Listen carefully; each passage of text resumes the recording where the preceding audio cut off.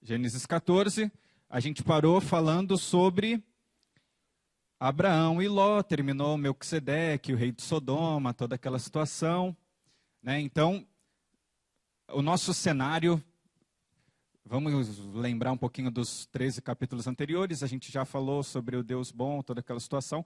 Nós estamos aonde?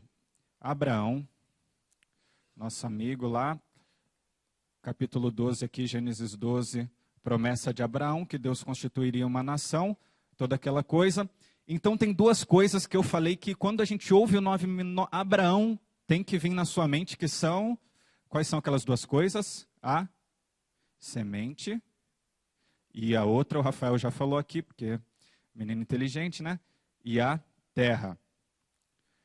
Então nós conversamos, terminamos o capítulo 14 falando, nossa, como que Abraão é apresentado?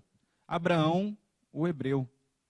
Abraão, né, Gênesis 12 lá, já tem um tempo que passou, Deus conversou com Abraão, Deus não aparece mais no negócio, e Abraão continua casado com quem? Com Sara, uma mulher totalmente estéril, não só estéril, mas o livro de Gênesis faz questão de falar estéril, que não vai ter filho, totalmente seca, e nós estamos sempre diante dessa situação. Abraão não tem terra ainda, não tem nada relacionado à terra, a semente muito menos. Nós vimos toda a questão da batalha aqui, né? E como o rei de Sodoma faz umas propostas para Abraão.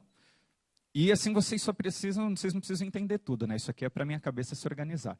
Então, o rei de Sodoma faz umas propostas e Abraão fala assim, não, nunca vai se ouvir nessa terra que o rei de Sodoma enriqueceu a Abraão. Só que o tempo está passando, gente.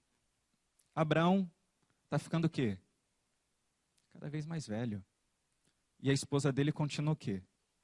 Estéril.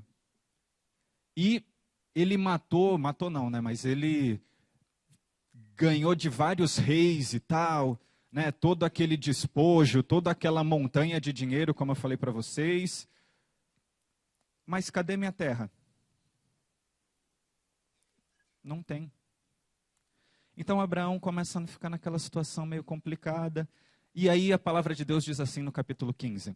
Depois desses acontecimentos, veio a palavra do Senhor a Abraão numa visão e disse, não temas, Abraão, eu sou o teu escudo e teu galardão será sobre modo grande. Respondeu Abraão, Senhor Deus, que me haverás de dar se continuo sem filhos e o herdeiro da minha casa é o Damasceno Eliezer? Disse mais Abraão, a mim não me concedes descendência, e um servo nascido da minha casa será o meu herdeiro. A isso logo respondeu o Senhor dizendo, não serás esse o teu herdeiro, mas aquele que será gerado de ti será o teu herdeiro. Então conduziu-o até fora e disse, olha para os céus, conta as estrelas, se é que o podes. E lhe disse, será assim a tua posteridade, a tua descendência, a tua semente. Ele creu no Senhor e isso lhe foi imputado por justiça. Grave isso aí na sua cabeça agora, hein? Lembra que eu falei no comecinho. Disse-lhe mais, eu sou o Senhor que te tirei de Ur dos Caldeus. E com certeza você já está lembrando de vários textos que têm parecidos, né?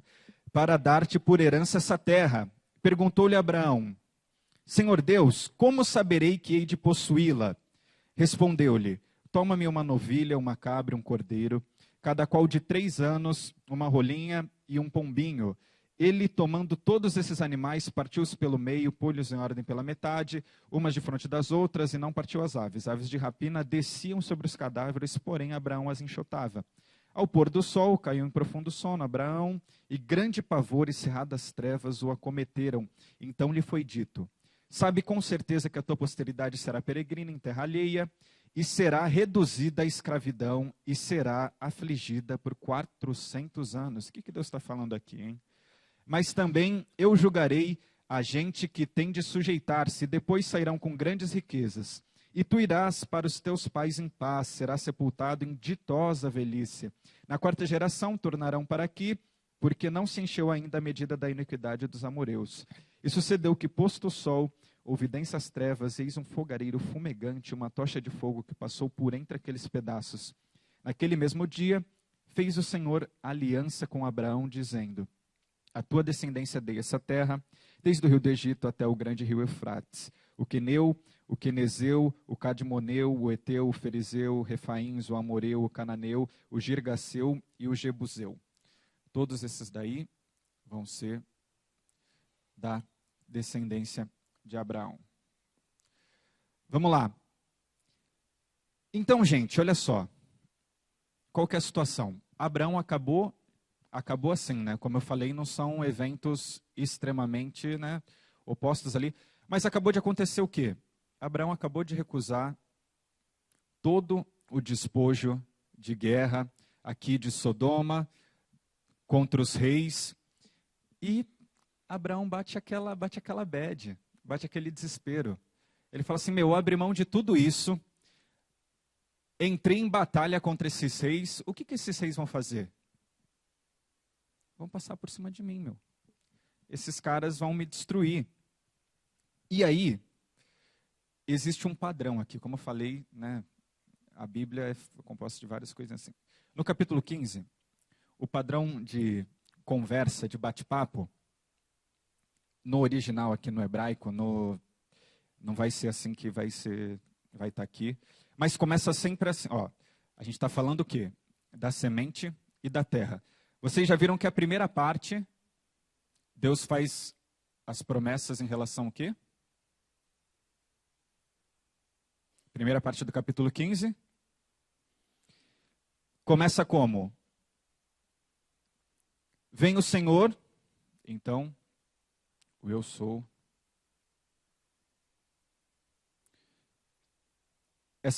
O termo que veio a palavra do Senhor, esse Senhor é eu sou, tá? Começa assim, Deus fala, Abraão responde. Normalmente Abraão faz dá uma duvidadinha básica, e o Senhor expõe as promessas. E eu vou mostrar cada uma aqui direitinho. E esse vai ser o mesmo padrão, a gente pode ver aqui, versículo 1, né? Aqui, versículo 7. Abraão vai falar no versículo 2, 3. E aqui, a partir do versículo 8. E aqui é a mesma sequência, né? Do 4 ao 6, do 9 ao 21. Deus vai estabelecer as promessas de Deus. Aqui acontecem algumas coisas que vão ser, aqui a gente está falando de um dos textos mais importantes da história de Israel. Porque essas vão ser as bases do quê? De uma palavra que a gente gosta de usar muito, mas a gente não entende direito. As bases da aliança, galera.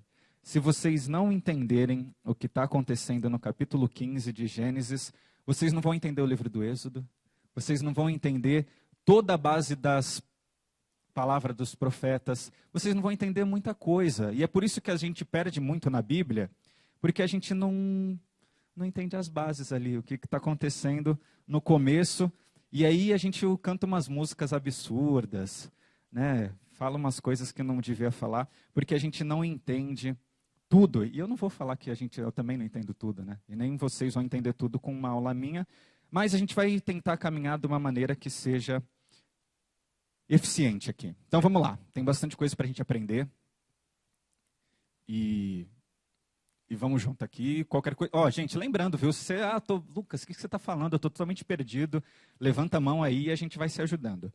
Então, a primeira expressão que aparece aqui, no hebraico, depois desses acontecimentos, então, calma aí, só deixa eu ajeitar aqui. Isso.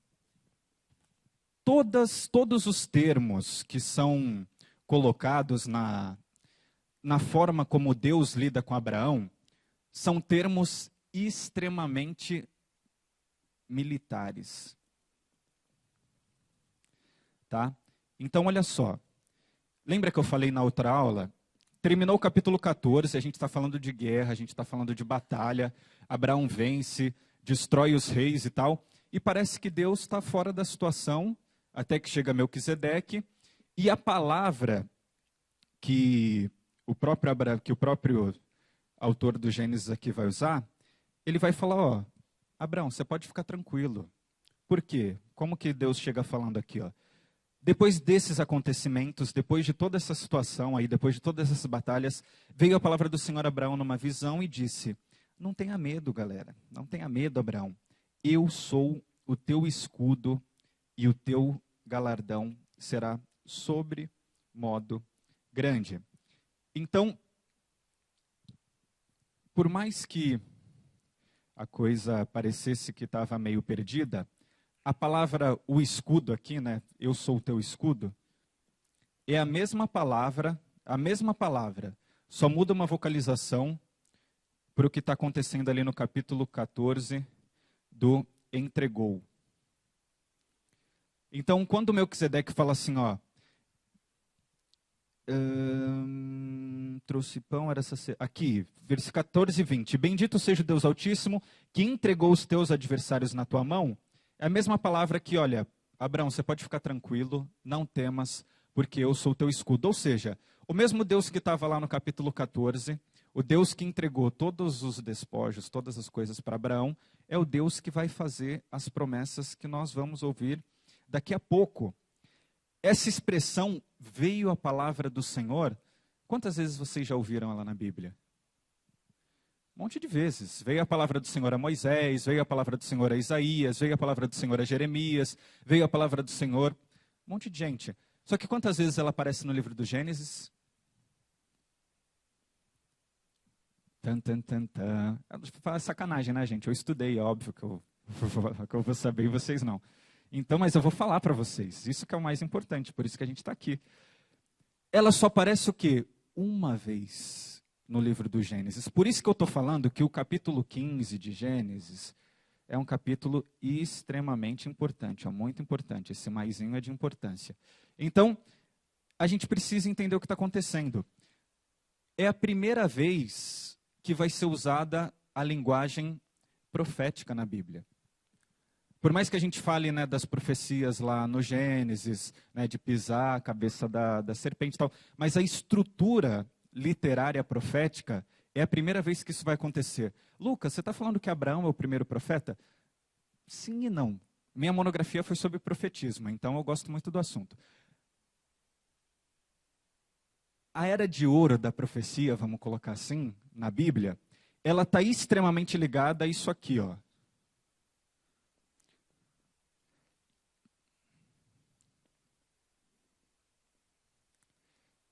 Pode falar, viu, gente? Se vocês quiserem fazer nos comentários aí. Então, enquanto não tem monarquia, não tem a profecia como instituição, Natã, aquelas coisas são os pré-profetas que depois vão, né, estabelecer toda uma coisa de profecia, mas essa daí não tem nada a ver com a minha aula.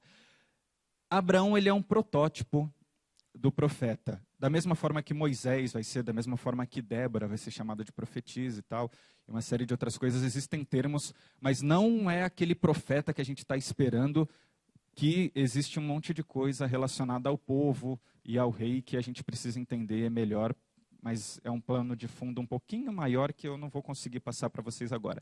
Então, essa é o início da linguagem profética. É a primeira vez que isso aparece. Veio a palavra do Senhor da mesma ordem que acontece nos outros. E ele fala o quê? Qual a primeira palavra que o Senhor fala para Abraão? Está escrito aí, gente, só me responder. Não temas. Coisa linda, não temas. Como que Abraão é conhecido na Bíblia? Olha, tá rápido, hein? O pai da fé. Como eu falei, as expressões aqui são extremamente... O que está sendo colocado em xeque aqui? A fé contra a guerra. E aí, o que eu, Lucas Viana, 2016, o que eu preciso falar para vocês? Galera, não existe fé, ou a fé na bonança, é muito fácil, é muito tranquilo. Durante toda a Bíblia, a fé vai ser contrastada com o quê? Conflito, guerra, dificuldade. Então é muito bonito quando está todo mundo aqui tranquilo, aqui a gente canta da nossa fé e tal. Eu acho isso lindo. Só que quando que a nossa fé é moldada? Quando Jesus fala para Pedro, olha, o inimigo pediu para te peneirar, meu. E eu deixei. A coisa vai acontecer, a coisa vai apertar. Se nós lermos todo o Novo Testamento ali, todas as cartas, quando que a igreja é fortalecida? Quando a fé é testada. Quando a fé é apertada. Abraão está desesperado aqui. Ele está batendo um papo com Deus, ele está falando, Deus, eu não tenho semente, eu não tenho terra, os reis estão vindo aqui me destruir, porque, beleza, o Senhor me colocou ali naquela situação, só que eu já deixei o rei de Sodoma bravo. Sodoma é uma cidade estruturada, uma metrópole, uma baita de uma cidade. Falou, Senhor, o que o Senhor quer de mim? E aí ele fala, Abraão, fui eu que te entreguei fui eu que te entreguei todos os reis. Eu sou o teu escudo. Então, a fé, ela vai sempre contrastar com conflito. Nunca vai ser, Jesus nunca vai falar assim, olha, todas as situações ali, a esperança do Messias e tal, pô, o povo estava no exílio, meu. O povo estava sofrendo. Nunca vai ser uma coisa assim, olha, minha fé está bombando, está tudo bem e tal. A fé sempre vai ter essa coisa militar. Normalmente, essa palavra não temas na escola profética era quando os profetas alertavam os reis antes da batalha. Então, quando que você vai ver os profetas falando, olha, não temas, quando os reis chegavam, o negócio apertou, a gente vai ser destruído, nós seremos dizimados, chama o profeta de Deus, vamos ver o que ele vai falar. Quando o profeta falava assim, não temas, pode ir para a batalha, cai para dentro. Então, essa é a ideia. A gente está aqui num conflito meio militar, assim, os termos são um rei falando para o seu general, no caso, Abraão. E aí, ele vai falar o quê? Sobre o escudo, né? A gente já trabalhou um pouquinho sobre isso, mas entra uma palavra bonita no final, olha só. Não temas, Abraão, eu sou o teu escudo. Eu que te entreguei os reis, eu que te protejo. O teu galardão será sobremodo grande. E o que é traduzido aqui por galardão? Vou escrever naquele negócio branco ali da próxima vez. O que é traduzido por galardão aqui é a mesma palavra. É a mesma palavra usada durante todo o capítulo 14, falando sobre os bens.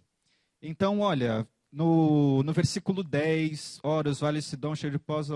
Não. Falei versículo 10, não é o... É do 11, desculpa. Todos os bens de Sodoma e Gomorra, os bens de Ló, no versículo 12. Então, assim, o que Deus está falando? Olha, você não precisa esquentar a cabeça. Tudo aquilo que você abriu mão, pode ficar tranquilo. Eu sou o Senhor teu Deus, eu dei tudo aquilo para você, e o teu galardão, o que eu tenho para dar para você, é muito maior. Nenhum rei de Sodoma, nenhuma batalha, nenhuma situação pode gerar aquilo que eu estou colocando à sua disposição. Então, essa é a ideia que está acontecendo. Então, Deus chega com essa proposta, ou seja, tudo aquilo que passou no capítulo 14, toda aquela riqueza que a gente viu, esquece tudo aquilo. A sua herança, os seus bens, o seu galardão, vai ser uma coisa muito maior, porque vai ser gerada de mim. E o que Abraão faz? Nosso segundo passo aqui, né? Deus falou, já expliquei o que Deus falou no começo. Vamos lá, vamos ver o que Abraão fala. Está lá, versículo 2 e 3. Senhor, o que você pode me dar? Eu continuo sem filhos. Ele dá até uma zoada assim em Deus. O herdeiro da minha casa é o Damasceno Eliezer. Quem que é o Damasceno Eliezer? Nem imagino. Deve ser o Zé da esquina, o Zé das couve. O herdeiro da minha casa é o Zé das Couve. Disse mais Abraão: a mim não me concedeste descendência, e tudo que eu tenho construído aqui vai sobrar para um escravo nascido na minha casa. Esse vai ser o meu herdeiro. Essa palavra aqui, o continuo, ela é uma palavra importante também para a gente entender aqui. O continuo do Abraão aqui, ela tem uma ideia de jornada diária. Ela tem uma ideia de vida contínua. Então, olha só que coisa bonita. É bonita para mim que eu já sei o final da história, né? Mas olha essa coisa legal. O que Abraão está falando aqui? Senhor, eu continuo vivendo a minha vida, meu. O Senhor falou lá atrás para mim que as coisas iam acontecer, que eu ia ter uma família, a semente, os herdeiros, a terra, ia ser tudo meu e tal. Mas eu continuo vivendo a minha vida e eu continuo sem herdeiro, o que era uma maldição. Era uma coisa extremamente vexatória, uma pessoa sem herdeiros, porque existia vou falar uma lenda, mas eles tinham uma coisa assim, olha, quem não tinha filhos era fruto de incesto. Tinha toda uma mitologia, entre aspas, mas era uma maldição de Deus. Então ele fala assim, olha, eu continuo vivendo a minha vida não parou, e a situação é a mesma. E eu acho muito bonito isso, por quê? Hoje nós somos uma geração extremamente o quê? Imediatista, meu.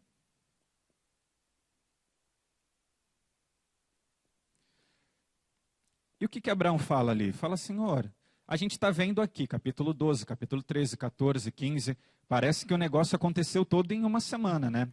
A gente está acostumado o quê? Com Netflix.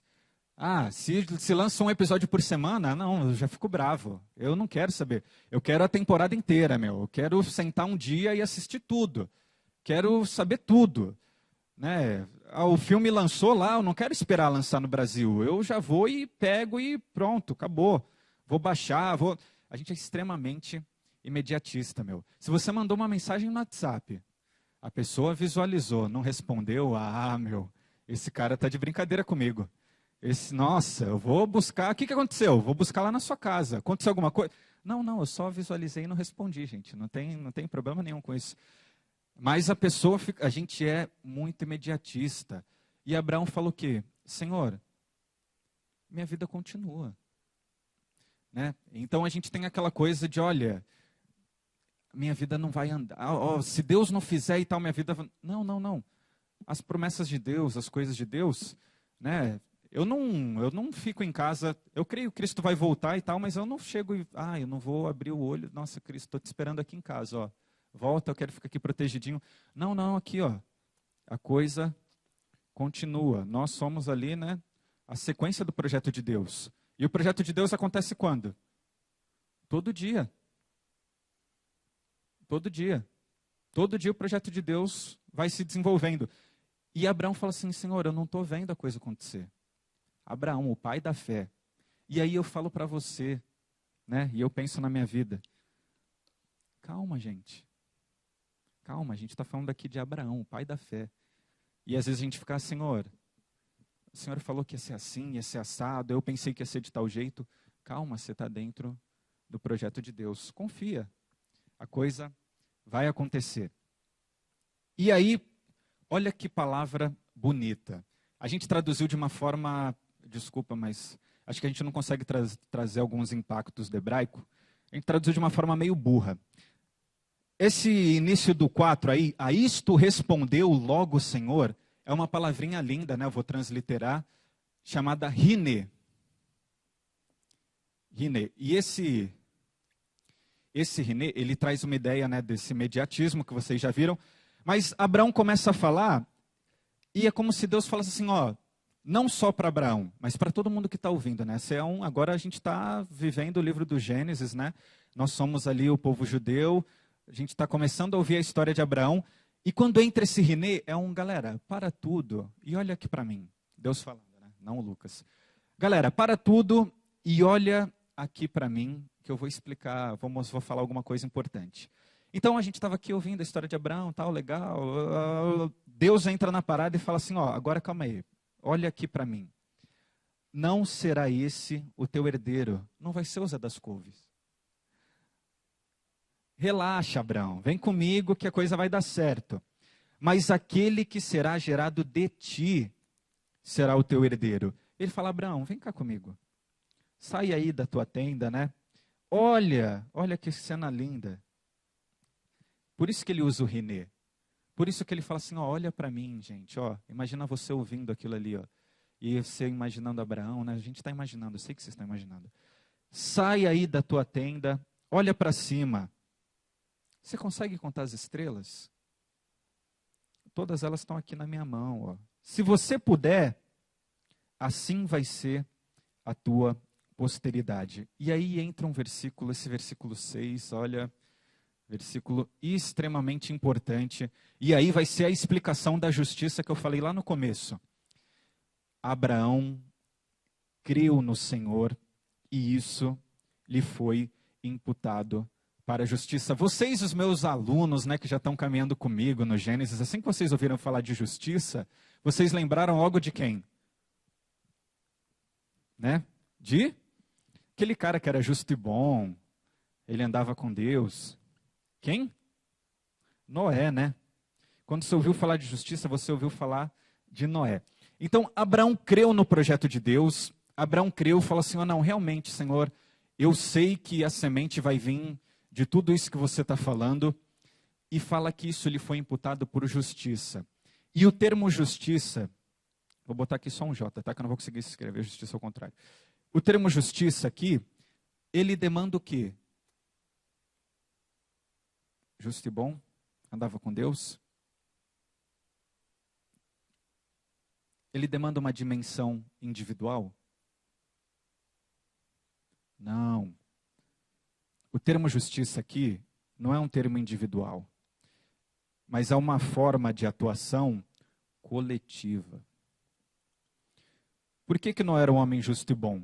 Porque mesmo numa situação complicada, ele era um cara que atuava de maneira justa no meio dos injustos. Então, olha só, Abraão creu no projeto de Deus e isso lhe foi imputado como justiça. Então, Abraão creu no projeto de Deus, Abraão andou como ele deveria andar, Abraão entendeu tudo aquilo que Deus queria para ele, e isso fazia com que ele andasse de uma maneira justa. Ou seja, tudo aquilo que eu falei no começo, né, Salmo 15 e tal, se eu creio no projeto de Deus, aí a gente tem que trazer para 2016, né? Vamos andar para 2016. Se eu creio no projeto de Deus para a minha vida, eu ando como? De maneira justa. É simples. Não é? É tranquilo. Se eu creio, e aí eu penso aqui, né? Eu, na Igreja Presbiteriana de Araraquara, 2016, se eu creio no projeto de Deus para a minha vida, eu sou um cristão, eu falo que, não, Cristo redimiu a minha vida, eu creio que Ele tem um projeto melhor para mim, isso me é imputado como uma injustiça individual? Não. É um termo coletivo, isso muda a minha forma de atuar no mundo. Sabe aquele negócio que a gente gosta de falar teologicamente, de justificação? Justificação? O que é justificação? Não vou pedir para nenhum presbítero, porque, né, para não dar nenhum problema depois para mim. Justificação. O que é justificação? A gente acredita o quê? Que Deus olha para nós como? A partir dos méritos de Cristo, né? Então, eu creio em quê? Creio no projeto de Deus na cruz. Creio que toda a humanidade foi redimida na cruz. E como eu creio nisso, Deus me olha a partir da ótica da cruz. Então isso transforma o quê? A minha maneira de ver o mundo. E é isso que está falando aí de Abraão. Abraão creu no projeto dele, Deus olhou e falou assim, Abraão creu no projeto de Deus.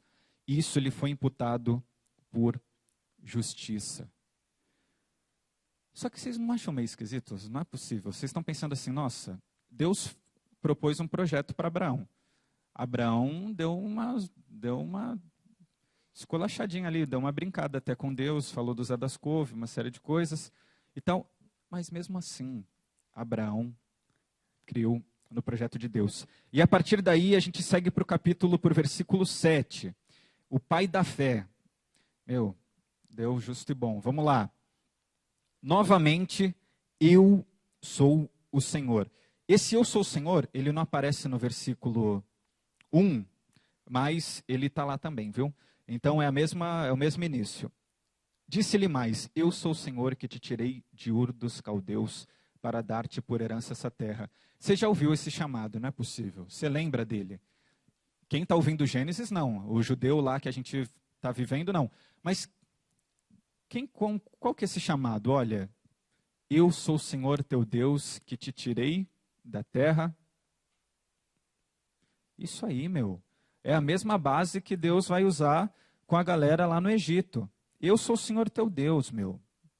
Né? Eu que te tirei da terra do Egito. Então, esse é o mesmo termo de relacionamento. Eu já falei, gente, ó, Gênesis é o protótipo. Gênesis é a semente. Se a gente não entender o Gênesis, a gente não vai entender o êxodo direito, a gente não vai entender o exílio, a gente não vai entender nada. Então, vamos bem aqui. Vamos começar bem do começo para a gente seguir, né? Aí tem mais 65 livros para a gente estudar. Vamos lá. Então, eu sou o Senhor teu Deus, eu te tirei de Ur dos Caldeus. E aí o que Abraão faz? Abraão chega de novo e fala, e aí, Senhor? Como você vai me dar essa terra? Beleza. Vamos aqui para o outro lado, né? Agora vamos falar sobre a terra. Você vai me dar essa terra. Como? Como eu saberei que hei de possuí-la? E aí Deus estabelece todo um ritual, mas a gente vai tratar sobre isso. Mas quando que Deus responde? Como Abraão vai saber quando ele vai assumir a terra? Qual o versículo que Deus responde? Não. Ele vai estabelecer todo o ritual, mas ele responde só lá no final.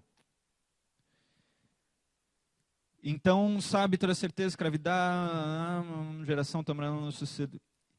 Na quarta geração tornarão para aqui, porque não se encheu ainda a medida da iniquidade dos amoreus. E esse é o padrão de tratamento de Deus, e a gente vai ver logo no capítulo 19 como isso é verdade. Nós já falamos sobre o dilúvio, nós já falamos sobre um monte de coisa, e qual que é o padrão de julgamento de Deus, inclusive com as suas promessas e algumas coisas parecidas? Deus é um Deus longânimo, Deus é um Deus paciente, Deus é um Deus totalmente justo, totalmente bom, só que tem um negócio que ele não tolera, chamado o quê? A iniquidade.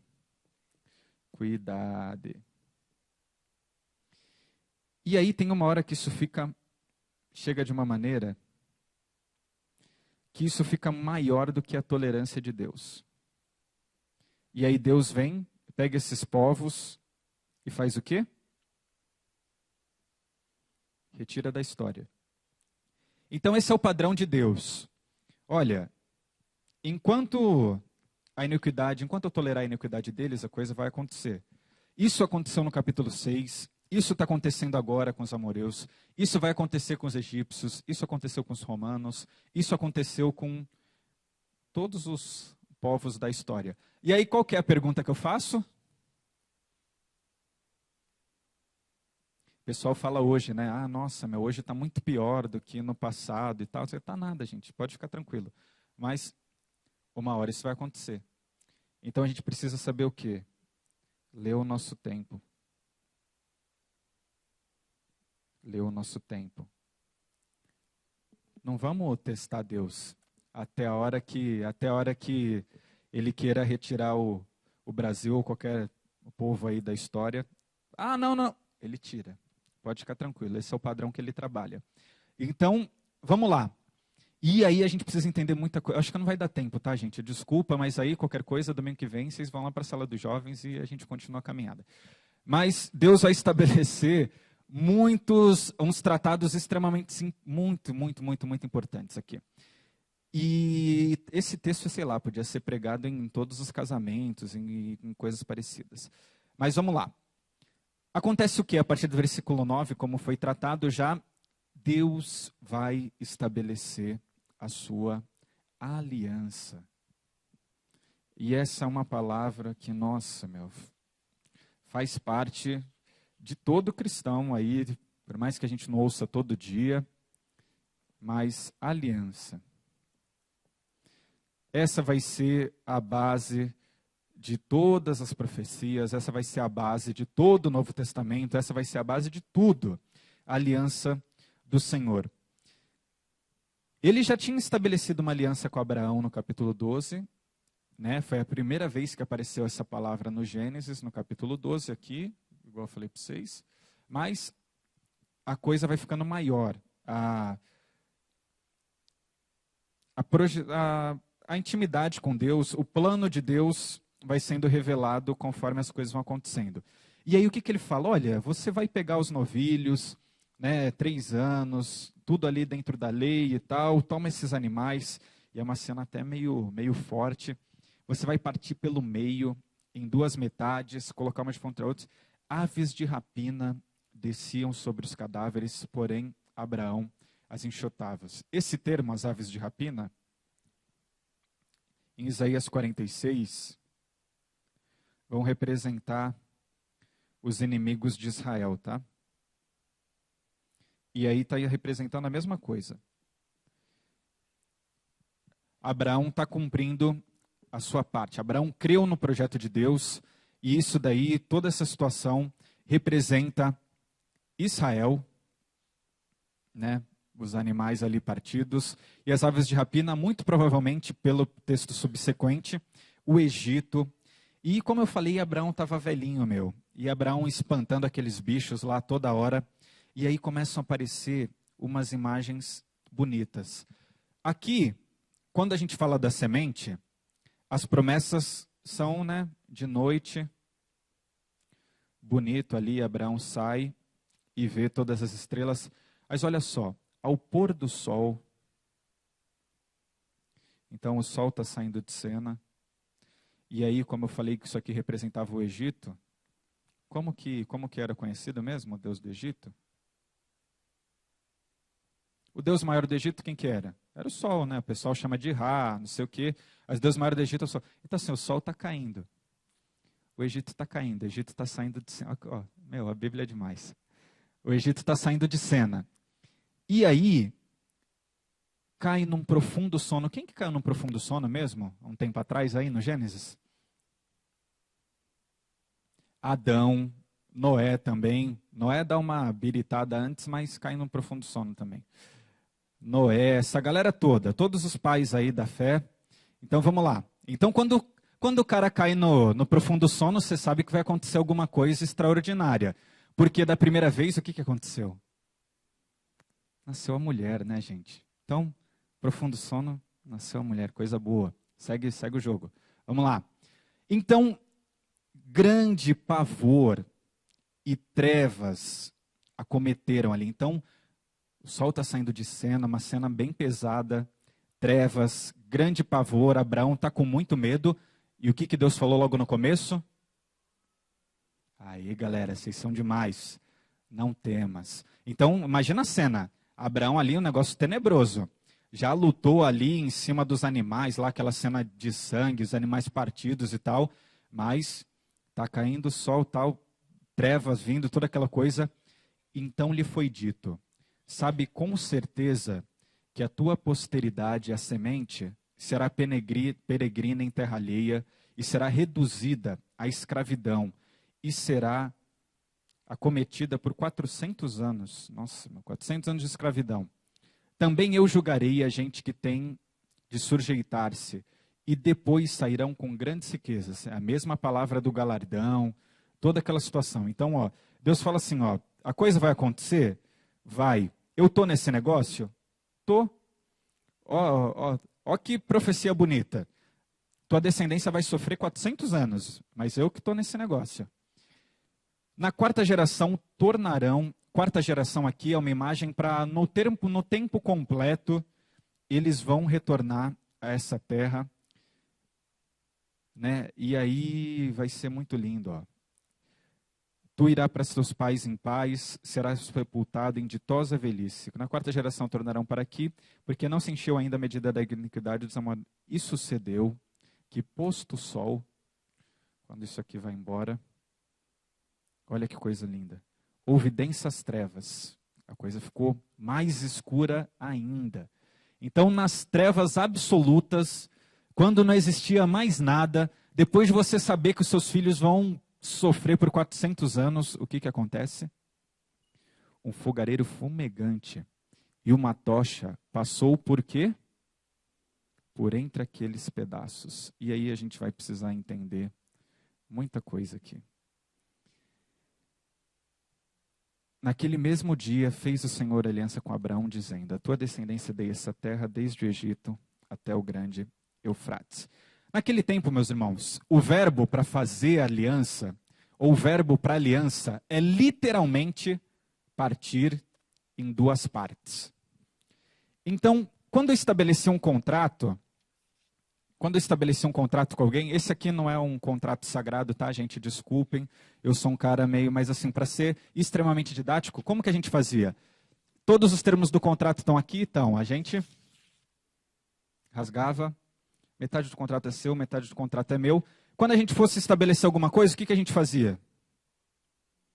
Aqui, ó, o contrato é esse aqui, só vai ser quebrado com o quê? Nesse caso aqui que a gente vê, ele vai ser quebrado somente com sangue. Então, Abraão, ele creu no projeto de Deus, beleza. Ele faz toda essa situação. E quem que vai selar a aliança?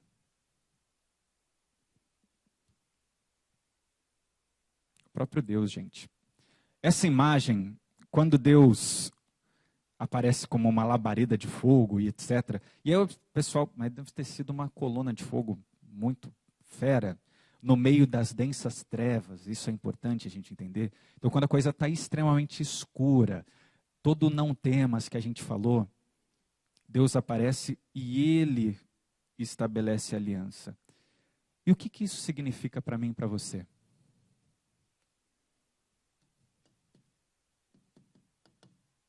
Por que não é Abraão que passa no meio?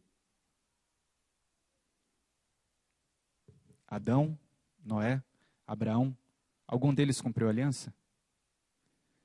Não.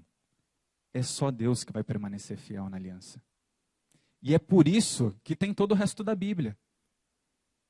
Porque vai ter que vir um cara para cumprir a outra parte da aliança. Senão a gente estava morto, até hoje. Isso é lindo, gente. Isso é lindo. No próximo capítulo, Abraão já vai errar. E usar um termo não muito ortodoxo. Abraão já não vai conseguir cumprir a aliança. Capítulo 16, o que acontece? Abraão tem um filho como escrava, né?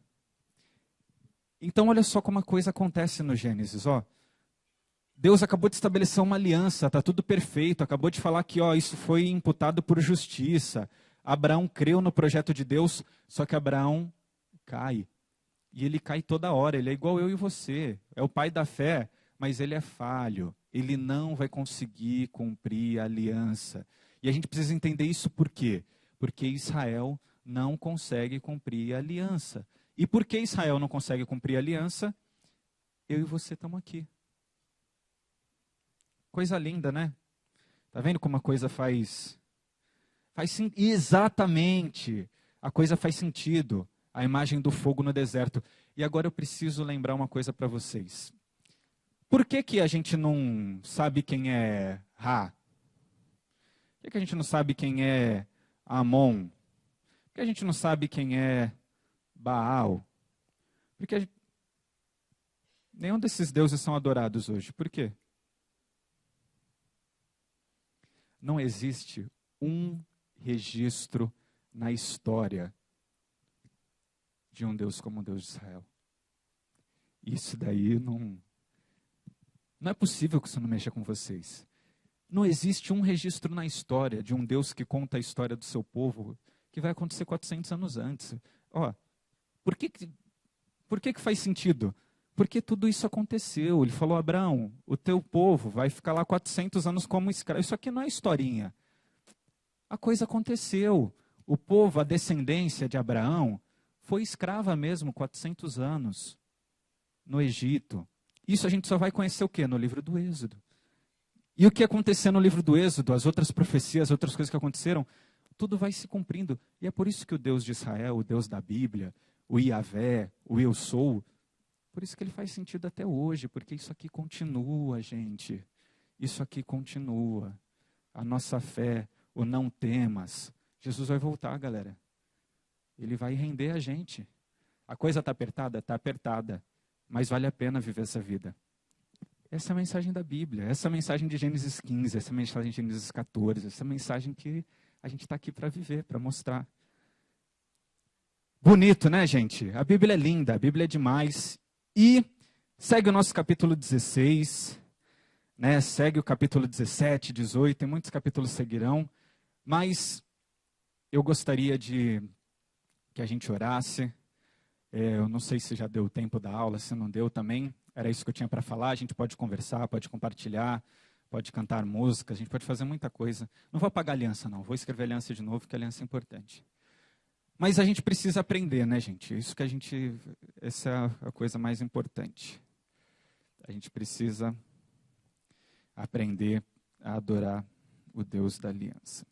E aí não importa, né, algumas coisas. A gente gosta de olhar, né, as pessoas que não erram. Mas é igual eu falei, todos eles erraram, todos eles. Abraão, Noé, Adão. Essa galera toda. Todo mundo vai errar, eu também vou errar. Todo mundo. A gente precisa o quê?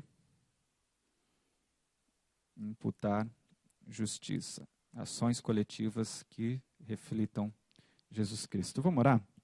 Senhor Deus, obrigado, Pai. Obrigado porque a Tua palavra é viva, a Tua palavra é perfeita e eficaz até hoje. E se a gente não acreditar nisso, se a gente não entender isso, não tem por que a gente estar aqui. O Senhor é fantástico e nós te louvamos porque o Senhor se revela a nós. Nós te louvamos, ó Pai, porque o Senhor não precisava fazer nada disso. O Senhor não precisava apresentar o teu projeto para a nossa vida, mas o Senhor, de uma maneira humilde, de uma maneira amorosa e longânima, o Senhor nos apresenta, ó Pai, um projeto de vida que vale a pena ser vivido. E é por isso que nós estamos aqui, Deus, porque nós ouvimos o teu chamado, ó Pai, de não temer, ó Pai, mesmo em meio às circunstâncias mais difíceis, ó Deus, no meio das trevas mais densas, ó Pai, nós vemos a tua manifestação, ó Deus. Nós sabemos que o Senhor vai cumprir a tua aliança, porque o Senhor chamou essa responsabilidade para si. Nós não pedimos isso, ó Pai, mas o Senhor se comprometeu. E nós pedimos perdão, ó Pai, porque muitas vezes nós quebramos a nossa parte, nós não conseguimos cumprir, mas o Senhor, de maneira misericordiosa, cumpriu por nós. O Senhor enviou Jesus e é nele que nós cremos. E quando nós cremos nele, ó Pai, nos é imputado a tua justiça, Deus. O Senhor nos olha como justos, ó Pai. Nós já somos santos, ó Pai, separados e escolhidos, ó Deus, para viver, ó Pai, o teu projeto de vida. Então, Senhor, nos momentos que nós fraquejamos, ó Pai, nos momentos que nós perdemos a fé, ó Pai, nos momentos que nós caímos, ó Deus, tem misericórdia das nossas vidas, ó Pai. Nós queremos aprender com isso, ó Deus, para não fazer mais, ó Deus. Nós não somos mais escravos do pecado, ó Deus. Então, tudo aquilo que muitas vezes tem sido dificuldade, tem sido pedra de tropeço na nossa vida, que o Senhor, se for da tua vontade, retire de nós, ó Deus, para que nós possamos aprender, ó Pai, mais de Ti. Senhor, que a gente possa, Pai, amar o Senhor como o Senhor merece, ó Deus, que a gente possa, Deus, amar a Tua palavra, Deus, da forma que ela deve ser, ó Pai, lida, Senhor, deve ser apreciada, ó Deus, porque muitos, ó Pai, quiseram ter esse privilégio e não tiveram, ó Deus.